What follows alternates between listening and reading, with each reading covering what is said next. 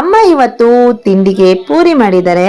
ಕಡಪದಲ್ಲಿ ನೋಡಿ ಇದು ಸೇವಂತಿಗೆ ಗಿಡ ಹಾಕಿದ್ದಾರೆ. ಅದಕ್ಕೆಲ್ಲ ಸ್ವಲ್ಪ ಕೆಲಸ ಇದೆ ಅಂತ ಕೆಲಸ ಮಾಡಿಸ್ತಾ ಇದ್ರು.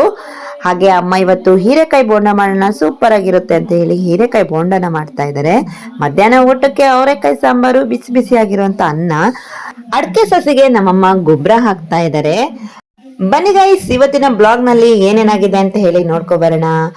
ವೆಲ್ಕಮ್ ಬ್ಯಾಕ್ ಟು ಬಿಂದು ಯೂಟ್ಯೂಬ್ ಚಾನಲ್. ಫಸ್ಟ್ ಟೈಮ್ ನಮ್ಮ ಚಾನಲ್ ಯಾರಾದ್ರೂ ನೋಡ್ತಾ ಇದ್ರೆ ಪ್ಲೀಸ್ ಗೈಸ್ ಸಬ್ಸ್ಕ್ರೈಬ್ ಮಾಡ್ಕೊಳ್ಳಿ.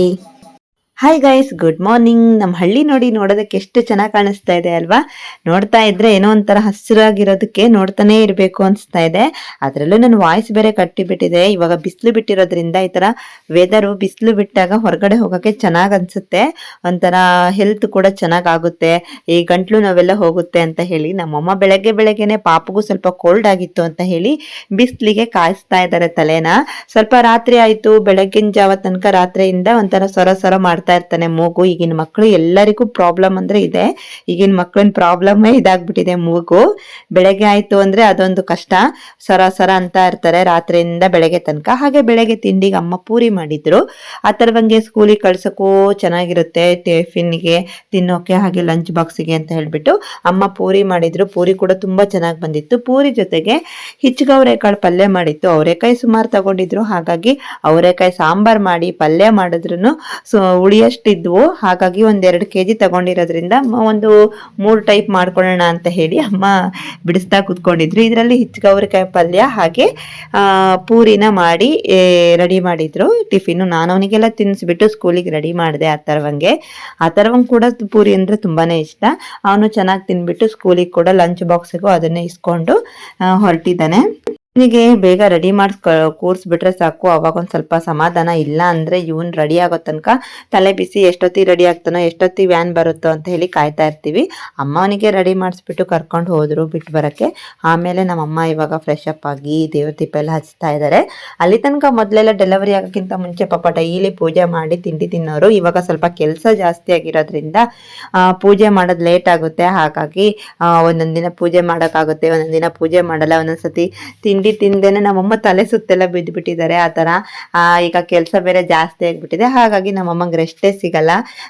ಇಲ್ಲ ಅಂದಿದ್ರೆ ವಿಡಿಯೋದಲ್ಲಿ ವೆರೈಟಿ ವಿಡಿಯೋನ ನೋಡ್ಬೋದಿತ್ತು. ಹಿಂದೆ ಮುಂದೆ ಏನೇನ್ ಆಗ್ತಾ ಇದೆ ಅಂತ ಎಲ್ಲ ತೋರಿಸ್ತಾ ಇದ್ದೆ. ನಾನು ಬಾಣಂತಿ ಆಗಿರೋದ್ರಿಂದ ಎಲ್ಲಿ ಒಳಗಡೆ ಏನ್ ಕೆಲಸ ಕಾಣಿಸುತ್ತೆ ಅದನ್ನ ಮಾತ್ರ ವಿಡಿಯೋ ಕ್ಯಾಚ್ ಮಾಡ್ಕೊಂಡು ಅಪ್ಲೋಡ್ ಮಾಡ್ತಾ ಇರ್ತೀನಿ. ಇಲ್ಲ ಅಂದಿದ್ರೆ ಹಿಂದ್ಗಡೆ ನಮ್ಮಮ್ಮ ಕೈದೋಟ ಮಾಡಿದಾರಲ್ವಾ, ಅಲ್ಲೇ ಜಾಸ್ತಿ ಸ್ಪೆಂಡ್ ಮಾಡ್ತಾರೆ ನಮ್ಮಮ್ಮ ಟೈಮು. ಅಲ್ಲಿಗೆ ಹೋಗಿದ್ರೆ ಸಾಕು, ಒಳ್ಳೊಳ್ಳೆ ಹೂಗಳು, ಒಳ್ಳೆ ತರಕಾರಿ, ಹಾಗೆ ಹಿಂದೆ ಮುಂದೆ ಸ್ವಲ್ಪ ಸೌತೆಕಾಯಿ ಬಳ್ಳಿ, ಬೀನ್ಸು ಈ ತರ ಎಲ್ಲ ಹಾಕೊಂಡವ್ರು ನಮ್ಮಮ್ಮ. ಅವನ್ನೆಲ್ಲ ತೋರಿಸ್ತಾ ಇರೋಕೆ ಚೆನ್ನಾಗಿರ್ತಿತ್ತು ಗೈಸ್. ಆದ್ರೆ ಏನ್ ಮಾಡೋದು, ಒಳಗೆ ಇರ್ತೀನಲ್ವಾ, ಹಾಗಾಗಲ್ಲ. ಅಮ್ಮ ಇವಾಗ ಹೂವನ್ನ ಕಿತ್ಕೊ ಬಂದ್ಬಿಟ್ಟು ಹೂ ಕಟ್ತಾ ಇದ್ದಾನೆ, ಮಲ್ಗೆ ಹೂವು. ಹಾಗೆ ಇದು ನೋಡಿ ಬೀನ್ಸ್, ನಮ್ಮನೆಲ್ಲೇ ಬಿಟ್ಟಿರುವಂತ ಬೀನ್ಸು.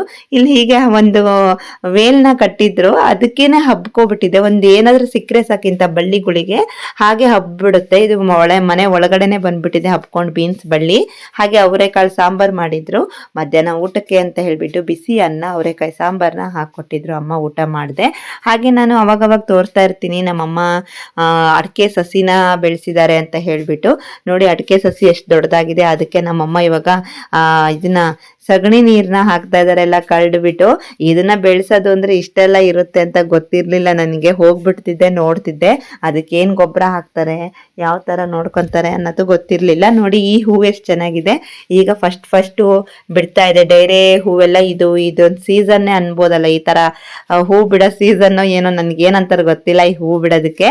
ಈ ಟೈಮಲ್ಲಿ ಮಾತ್ರ ಈ ಹೂ ಬಿಡುತ್ತೆ, ಚೆನ್ನಾಗಿ ಕಾಣಿಸ್ತದೆ ನೋಡಕ್ಕೂ. ಇಲ್ಲಿ ನೋಡಿ ಸೌತೆಕಾಯಿ ಬಳ್ಳಿ ಯಾವ ತರ ಹಬ್ಬಿದೆ ಅಂತ ಹೇಳಿ ಹಿಂದ್ಗಡೆ ಮನೆ ತನಕನೇ ಬಂದ್ಬಿಟ್ಟಿದೆ. ಹಾಕಿ ಎಷ್ಟು ಬೀಜನೋ ಎಷ್ಟು ಬಳ್ಳಿ ಹಾಕಿದಾರೋ ಗೊತ್ತಿಲ್ಲ, ಇದಿಷ್ಟು ದೂರ ತನಕ ಬಂದ್ಬಿಟ್ಟಿದೆ. ಸೌತೆಕಾಯಿ ನೋಡಿ, ಇವು ನೋಡ್ತಾ ಇದ್ರೆ ಕಣ್ಣಿಗೆ ಕಾಣಲ್ಲ, ಯಾವಾಗೋ ಒಂದೊಂದ್ ಕಣ್ಣಿಗೆ ಕಾಣಿಸ್ತವೆ. ಅಯ್ಯೋ ಇಷ್ಟು ದೊಡ್ಡ ಆಗೋ ತನಕ ಕಾಣಿಸ್ಲೇ ಇಲ್ಲಲ್ಲ ಅಂತ ಅನ್ಸ್ಬೇಕು. ಅಲ್ಲಿ ನೋಡಿ ಅಲ್ಲೊಂದು ಕಾಣಿಸ್ತಾ ಇದೆ, ಇಲ್ಲೊಂದು ತೋರಿಸ್ತಾ ಇದ್ದಾರೆ ನಮ್ಮಮ್ಮ. ಸುಮಾರಷ್ಟು ಅಲ್ಲಲ್ಲೇ ಬಿಟ್ಟಿದ್ದಾವೆ, ನಮಗೆ ಗೊತ್ತಾಗ್ತಾ ಇಲ್ಲ. ದೊಡ್ಡ ಕದ್ಮೇಲೆ ನೋಡ್ತಾ ಇದೀವಿ. ನೋಡಿ ಈ ತರ ಸಂದಿ ಒಳಗಡೆ ಎಲ್ಲ ಬಿಟ್ಕೊಬಿಟ್ಟಿದ್ದಾವೆ. ಈ ತರ ತಿನ್ನೋದಕ್ಕೆ ತುಂಬಾ ಚೆನ್ನಾಗಿರುತ್ತೆ. ತಿಂದ ಮೇಲೆ ಕೋಲ್ಡ್ ಅಂತೂ ಆಗೋದು ಗ್ಯಾರಂಟಿ ಈ ವೆದರಿಗೆ. ಅದು ಸೌತೆಕಾಯಿ ತಿಂದ ಮೇಲೆ. ಇದು ನಮ್ದು ಅಲ್ಲಿ ನಮ್ಮ ತೋಟ ಕಡಪದಲ್ಲಿ ನೋಡಿ ಎಷ್ಟು ಚೆನ್ನಾಗಿ ಕಾಣಿಸ್ತಾ ಇದೆ. ನಾನು ಹೋಗ್ದೇನೆ ಇವಾಗ 2 ವರ್ಷ ಆಯ್ತು ಈ ಕಡೆ ತೋಟ ನೋಡಿದೆ. ಹಾಗೆ ನಮ್ಮ ಮನೆಯವ್ರು ಹೋಗಿದ್ರು ಅಂತ ಹೇಳ್ಬಿಟ್ಟು ಅಲ್ಲಿ ವಿಡಿಯೋ ಕಳಿಸಿದ್ರು. ಸೇವಂತಿಗೆ ಗಿಡ ಹಾಕಿದ್ದಾರೆ, ಎಷ್ಟು ಚೆನ್ನಾಗಿ ಕಾಣಿಸ್ತಾ ಇದೆ ಅಲ್ವಾ ನೋಡೋದಕ್ಕೆ. ಇದು ನನ್ನ 3 ತಿಂಗಳು ಬೇಕಾಗುತ್ತಂತೆ ಫಸ್ಟ್ ಟೈಮ್ ಹೂ ಬರೋದಕ್ಕೆ.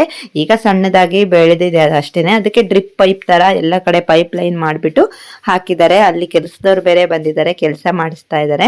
ಬನ್ನಿ ಅವ್ರು ಯಾವ ತರ ಕೆಲಸ ಮಾಡ್ತಾರೆ ನೋಡೋಣ. ನಮಗೆ ಈ ಕಡೆ ಎಲ್ಲ ಈ ತರ ಸೇವಂತಿಗೆ ಹೂವಿನ ಗಿಡ ಎಲ್ಲ ಹಾಕಿ ಗೊತ್ತಿಲ್ಲ ಯಾವ ತರ ಬೆಳಿತಾರೆ ಅಂತ ಹೇಳಿ. ಅದು ಕಳೆ ತೆಗಿಯೋದಂತೆ, ನನಗೆ ಗೊತ್ತಿರ್ಲಿಲ್ಲ. ನೋಡಿ ಅವ್ರು ಯಾವ ತರ ಮಾಡ್ತಾ ಇದ್ದಾರೆ. ನಾನು ಏನೇನು ಸೌಟ್ ತಗೊಂಡು ಕೇಳ್ತಾ ಇದಾರೇನೋ ಅಂತ ಅನ್ಕೊಂತಾ ಇದ್ದೆ. ಸೌಟ್ ತರ ಕಾಣಿಸ್ತಾ ಇದೆ ನೋಡೋದಕ್ಕೆ. ಅದೊಂದು ಕಳೆ ತೆಗಿಯೋದಕ್ಕೆ ಒಂದು ಸಿಗುತ್ತಂತೆ. ಅದ್ ನಾವು ದೋಸೆ ತೆಗಿಯೋ ಚುಂಚಕ ಇರುತ್ತಲ್ವಾ, ಹಾಗೆ ಕಾಣಿಸ್ತಾ ಇದೆ ಗೈಸ್ ನನ್ನ ಕಣ್ಣಿಗೆ. ನಿಮಗೆ ಯಾವ ತರ ಕಾಣಿಸ್ತಾ ಇದೆ ಗೊತ್ತಿಲ್ಲ. ಈ ತರ ತೆಗಿತಾ ಇದ್ದಾರೆ ಕಳೆ ಎಲ್ಲ. ಇವ್ರ ಕಡೆ ಎಲ್ಲ ಇದು ಕಾಮನ್ ಅಂತೆ ಹೀಗೆ ಮಾಡೋದು. ಸೇವಂತಿಗೆ ಹೂವಿನ ಗಿಡ ಅಂತೂ ಹೂ ಬಿಟ್ಟ ಮೇಲೆ ಸಖತ್ತ ಕಾಣಿಸುತ್ತೆ ಗೈಸ್. ಇವಾಗಿನ್ನು ಸಣ್ಣದಾಗಿರೋದ್ರಿಂದ ಈ ತರ ಕಾಣಿಸ್ತಾ ಇದೆ. ಈ ಪ್ಲಾಟ್ ಫುಲ್ಲು ಸೇವಂತಿಗೆ ಹೂ ಬೆಳೆದ ಇಮೇಜ್ ಮಾಡ್ಕೊಳ್ಳಿ ಯಾವ ತರ ಕಾಣಿಸುತ್ತೆ ಅಂತ ಹೇಳಿ. ಒಂದ್ ವೇಳೆ ಆ ಟೈಮಲ್ಲಿ ಊರಿಗೆ ಹೋಗೋದಿದ್ರೆ ಈ ವಿಡಿಯೋನ ಕೂಡ ಹಾಕ್ತೀನಿ. ಹಾಗೆ ಇದು ಒಂದು ಸುಮಾರಷ್ಟು ಜಾಗದಲ್ಲಿ ಹಾಕಿದ್ದಾರೆ. ಸುಮಾರಷ್ಟು ಇದೆ, ಸೇವಂತಿಗೆ ಗಿಡನೇ ಇದೆ. ಇನ್ನ ಪಕ್ಕದಲ್ಲೆಲ್ಲ ನಮ್ದು ನಿಂಬೆ ತೋಟ, ಹಾಗೆ ಇದು ಬರುತ್ತಲ್ವಾ ಏನಂತಾರದು, ಕಿತ್ಲೆ ಹಣ್ಣು, ಮೂಸುಂಬೆ ಹಣ್ಣಿನ ಮರ ಕೂಡ ಇದೆ. ಅದು ಕೂಡ ಸುಮಾರಷ್ಟು ಒಂದು 300 ಟ್ರೀಸ್ ಇರ್ಬೋದು ಅಂತ ಅನ್ಕೊಂತೀನಿ. ನನಗೆ ಅಷ್ಟೊಂದು ಸರಿಯಾಗಿ ಗೊತ್ತಿಲ್ಲ. ಅದು ಕೂಡ ತೋರಿಸ್ತೀವಿ ನೋಡಿ. ಈ ತರ ಕೆಲಸ ಮಾಡ್ತಾ ಇದ್ದಾಗ ಹೋಗ್ಬಿಟ್ಟು ಅವ್ರ ಜೊತೆ ಮಾತಾಡ್ಕಂತ ಟೈಮ್ ಪಾಸ್ ಮಾಡಕ್ ಒಂಥರ ಚೆನ್ನಾಗಿರುತ್ತೆ. ಯಾವಾಗ್ಲೂ ಒಂದ್ಸತಿ ಅಪರೂಪಕ್ಕೆ ಹೋದಾಗ. ಇದು ನೋಡಿ ನಿಂಬೆಕಾಯಿ ತೋಟ. ಇಲ್ಲೆಲ್ಲ ತೆಳಗಡೆ ಎಲ್ಲ ನೀಟಾಗಿ ಗ್ರಾಸ್ ಬೆಳೆದ್ಬಿಟ್ಟಿದೆ. ಇದೆಲ್ಲ ಕ್ಲೀನ್ ಮಾಡ್ಬೇಕು, ಕಳೆ ಎಲ್ಲ ತೆಗೆದ್ಬಿಟ್ಟು. ಈಗ ಮಳೆ ಬರ್ತಾ ಇರೋದ್ರಿಂದ ಚೆನ್ನಾಗಿ ಬೆಳೆದ್ಬಿಟ್ಟಿದೆ. ಇವೆಲ್ಲ ಮರಗಳು ನಿಂಬೆಕಾಯಿ ಮರಗಳು. ಇದರಲ್ಲಿ ನಿಂಬೆ ಹಣ್ಣು ಬಿಡುತ್ತೆ. ಇದು ನೋಡಿ, ಇದು ಹೇಳಿದ್ನಲ್ವಾ ದೊಡ್ಡದಾಗಿರೋಂಥ ಕಿತ್ಲೆ ಹಣ್ಣ, ಕಿತ್ಲೆ ಹಣ್ಣ ಮೂಸಂಬೆ ಹಣ್ಣ ಅಂತಾರಲ್ವಾ, ಅದೇನೋ ನನಗೆ ಅವೆರಡು ಕನ್ಫ್ಯೂಸ್ ಆಗ್ಬಿಡುತ್ತೆ. ಇದು ಈ ಮರ ನೋಡ್ತಾ ಇದ್ರೆ ಇದು ಸ್ವಲ್ಪ ದೊಡ್ಡದಾಗಿರೋಂಥ ಮೂಸಂಬೆ ಹಣ್ಣಿದು. ಮೂಸಂಬೆ ಹಣ್ಣಿಂದು ಮರಗಳು ಚೆನ್ನಾಗಿ ಬಿಡುತ್ತೆ. ಇದು ಕೂಡ ಸಖತ್ತಾಗೆ ತಿನ್ನೋದಕ್ಕೆ ಚೆನ್ನಾಗಿರುತ್ತೆ, ಉಪ್ಪು ಖಾರ ಹಾಕೊಂಡು. ಇದು ಕೂಡ ಅದು 2 ನಿಂಬೆ ಹಣ್ಣಿಂದು. ಇದು ಅಕ್ಕಪಕ್ಕದಲ್ಲಿ ಹಾಕಿದ್ದಾರೆ. ಇವನ್ನೆಲ್ಲ ಕೇಳ್ತಾ ಇದ್ದಾರೆ, ಎಲ್ಲ ಜನ ಬಂದಿದ್ದಾರೆ. ಹಾಗೆ ನಮ್ಮ ಮನೇಲಿ ಇವತ್ತು ನಮ್ಮಮ್ಮ ಹೇಳ್ತಾ ಇದ್ರು, ಒಳ್ಳೆ ಹೀರೆಕಾಯಿ ಬೋಂಡ ಮಾಡ್ಕೊಳ್ಳೋಣ, ಚಂದ ಎಳೆದಾಗಿರೋಂಥ ಹೀರೆಕಾಯಿ ಇದೆ, ಹೀರೆಕಾಯಿ ಬೋಂಡ ಸಖತ್ತಾಗಿರುತ್ತೆ ಅಂತ ಹೇಳಿ ನಮ್ಮ ಮನೆಗೆ ಅವಾಗ ಮಾಡ್ತಾ ಇರ್ತಾರೆ. ನಮ್ಮಮ್ಮ ಹೀರೆಕಾಯಿ ಬೋಂಡ ಅಂತೂ ಸಖತ್ತಾಗಿ ಮಾಡ್ತಾರೆ. ಏನಾದ್ರೂ ಮಳೆ ಬರ್ತಾ ಇರೋ ಟೈಮಲ್ಲಿ ಈ ತರ ತಿಂತಾ ಇರಕ್ಕೆ ಏನೋ ಒಂಥರ ಚೆನ್ನಾಗ್ ಅನ್ಸುತ್ತೆ. ನನಗೂ ತುಂಬಾ ದಿನ ಆಗಿತ್ತು ಆಯಿಲ್ ಫುಡ್ ಅಂದ್ರೆ, ಇವಾಗ ಸ್ವಲ್ಪ ಕಡಿಮೆನೆ ಅಲ್ವಾ ಕೊಡೋದು, ಡೆಲಿವರಿ ಆದ್ಮೇಲೆ ಬರೀ ಕೊಬ್ಬರಿ ಎಣ್ಣೆ ಅಂತ ಇದ್ರು. ಹಾಗಾಗಿ ಇತ್ತೀಚೆಗೆ ಯಾವಾಗೂ ಬೋಂಡ ಎಲ್ಲ ಮಾಡಕ್ ಹೋಗಿರ್ಲಿಲ್ಲ. ಹಾಗಾಗಿ ನಮ್ಮಮ್ಮ ಇವತ್ತು ಬೋಂಡ ಮಾಡ್ತಾ ಇದ್ದಾರೆ. ಹೀರೆಕಾಯಿ ಕೂಡ ಚೆನ್ನಾಗಿದೆ ಅಂತ ಹೇಳಿ. ಅವನ್ನ ಜಾಸ್ತಿ ತಿನ್ನಕ್ಕೂ ಆಗಲ್ಲ, ಎಷ್ಟು ಬೇಕೋ ಅಷ್ಟು ಲೈಟಾಗಿ ತಿಂದ್ರೆ ಊಟ ಮಾಡ್ಬೋದು. ಇಲ್ಲ ಅಂದ್ರೆ ಹಸಿವೆ ಆಗೋದಿಲ್ಲ, ನೈಟ್ ಊಟನೇ ಬೇಡ ಅನ್ಸ್ಬಿಡುತ್ತೆ. ಹಾಗಾಗಿ ನಮ್ಗೆ ಎಷ್ಟು ಬೇಕೋ ಅಷ್ಟು ಮಾತ್ರ ಅಮ್ಮ ಮಾಡ್ತಾ ಇದ್ದಾರೆ, ಸ್ವಲ್ಪನೇ ಹೆಚ್ಕೊಂಡು. ನಮ್ಮ ಅಥರ್ವಂಗ್ ಕೂಡ ಇಷ್ಟ. ಮೊದಲೆಲ್ಲ ಅಷ್ಟು ಇಷ್ಟಪಟ್ಟು ತಿಂತಾ ಇರ್ಲಿಲ್ಲ. ಇದೇನಿದು ಇದ್ರಲ್ಲಿ ಮಾಡ್ತಾರ ಬಜ್ಜಿ ಹಂಗೆ ಹಿಂಗೆ ಕೇಳ್ತಾ ಇರ್ತಿದ್ದ. ಇವಾಗ ಇದನ್ನ ತಿಂದ ಮೇಲೆ ಒಳ್ಳೆ ಟೇಸ್ಟ್ ಬಂದಿದೆ, ಹಾಗಾಗಿ ಅವನು ಇಷ್ಟಪಟ್ಟು ತಿಂತಾನೆ. ಅವನೇನೋ ಆಟ ಆಡ್ತಾ ಇದ್ದಾನೆ. ಅವನಿಗೆ ಅಡುಗೆ ಮನೆಯಿಂದ ಏನೇ ಒಂದು ಸ್ಮೆಲ್ ಬಂದ್ರು ಸಾಕು, ಪಟ್ ಅಂತ ಅಡುಗೆ ಮನೆ ಬಂದ್ಬಿಟ್ಟು ಏನ್ ಮಾಡ್ತಾ ಇದ್ದೀರಾ ಇವತ್ತು ಅಂತ ಕೇಳ್ತಾನೆ. ಅಷ್ಟು ಬೇಗ ಸ್ಮೆಲ್ನ ಹಿಡಿತಾನೆ ಅವನು. ಅದ್ರಲ್ಲೂ ಅವನಿಗೆ ಏನಾದ್ರು ಸ್ಪೆಷಲ್ ಏನಾದ್ರು ಮಾಡ್ತಾ ಇದ್ಬಿಟ್ರೆ ಸಾಕು, ಅವನು ಫಸ್ಟ್ ಮೂಗ್ ಏರ್ಸ್ಕೊಂತ ಬಂದ್ಬಿಡ್ತಾನೆ ಒಳಗಡೆ. ಏನ್ ಮಾಡ್ತಾ ಇದ್ದೀರಾ ನೋಡೋಣ ಅಂತ ಹೇಳ್ಬಿಟ್ಟು. ಹೀರೆಕಾಯಿ ಎಲ್ಲ ನೋಡಿ ಗೈಸ್, ಈ ತರ ಸಣ್ಣದಾಗಿ ರೌಂಡ್ಗೆ ಕಟ್ ಮಾಡಿ ಇಟ್ಕೊಂಡಿದ್ದಾರೆ. ಇದನ್ನ ಚೆನ್ನಾಗಿ ಕಾಮನ್ ಆಗಿ ಬೋಂಡ ಮಾಡೋ ಹಿಟ್ಟಲ್ಲಿ ಡಿಪ್ ಮಾಡ್ಬಿಟ್ಟು ಹಾಕಿ ಎಣ್ಣೆಲಿ ಬಿಡ್ತಾ ಇದ್ದಾರೆ ಅಷ್ಟೇನೆ. ಚೆನ್ನಾಗೆ ಉಪ್ಕೊಂತವೆ, ಒಳಗಡೆ ಟೇಸ್ಟ್ ಕೂಡ ಚೆನ್ನಾಗಿರುತ್ತೆ. ಹೀರೆಕಾಯಿ ಮೆಣಸಿನಕಾಯಿ ಬೋಂಡದ್ಕಿಂತ ನಮಗೆ ಇದೇ ಇಷ್ಟ ಆಗುತ್ತೆ, ಅಷ್ಟೊಂದು ಚೆನ್ನಾಗಿ ಬರುತ್ತೆ ಟೇಸ್ಟ್ ಕೂಡ. ಮಕ್ಕಳು ಕೂಡ ಖಾರ ಇರಲ್ವಲ್ಲ, ಹಾಗಾಗಿ ಇಷ್ಟಪಟ್ಟು ತಿಂತಾರೆ. ಈ ಮೆಣಸಿನ್ಕಾಯಿ ಬೋಂಡ ಎಲ್ಲ ಸ್ವಲ್ಪ ಬಿಡಿಸ್ಬಿಟ್ಟು ಕೊಡಬೇಕಾಗುತ್ತೆ. ಮೆಣಸಿನ್ಕಾಯಿ ತೆಗೆದ್ಬಿಟ್ಟು ಹೊರಗಡೆ ಹಿಟ್ಟು ಮಾತ್ರ ಕೊಡಬೇಕು. ಇದರಲ್ಲಿ ಹಿಟ್ಟು ಮಾತ್ರ ತಿನ್ನಬೇಕು ಅನ್ನೋದಿಲ್ಲ, ಯಾವ ಸಣ್ಣ ಮಕ್ಕಳಾದ್ರೂ ಇಷ್ಟಪಟ್ಟು ತಿಂತಾರೆ. ಒಳಗಡೆನೂ ಖಾರನೂ ಇರೋದಿಲ್ಲ. ನಮ್ಮ ಹತ್ರವೂ ಇಷ್ಟಪಟ್ಟೆ ತಿಂತಾನೆ. ನಮ್ಮ ಹತ್ರವ್ರ ಸ್ಕೂಲಲ್ಲಿ ಏನೋ ಹೇಳ್ಕೊಟ್ಟಿದ್ರಂತೆ, ಅದನ್ನ ಹೇಳ್ತಾ ಇದ್ದಾನೆ. ಏನಂತ ಹೇಳ್ತಾ ಇದ್ದಾನೆ ಅಂತ ನನ್ಗಂತೂ ಅರ್ಥ ಆಗಿಲ್ಲ ಗೈಸ್. ನಿಮಗೇನಾರು ಅರ್ಥ ಆದ್ರೆ ಕಮೆಂಟ್ ಅಲ್ಲಿ ತಿಳಿಸಿ ಏನ್ ಹೇಳ್ತಾ ಇದ್ದಾನೆ ಅಂತ ಹೇಳಿ.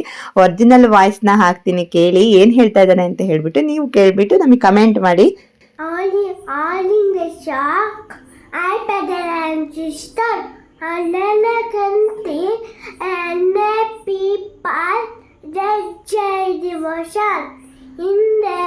That wheat for Sotiala, that's right, appetite. ಆಮೇಲೆ ಅದೇ Shut. ಹ್ಞೂ Sanity. Shut. ಓಕೆ ಗೈಸ್, ಇವತ್ತಿನ ಬ್ಲಾಗ್ ಹೇಗಿತ್ತು? ಇಲ್ಲಿಗೆ ಮುಗಿಸ್ತಾ ಇದ್ದೀನಿ. ಟೇಕ್ ಕೇರ್, ಬೈ ಬಾಯ್.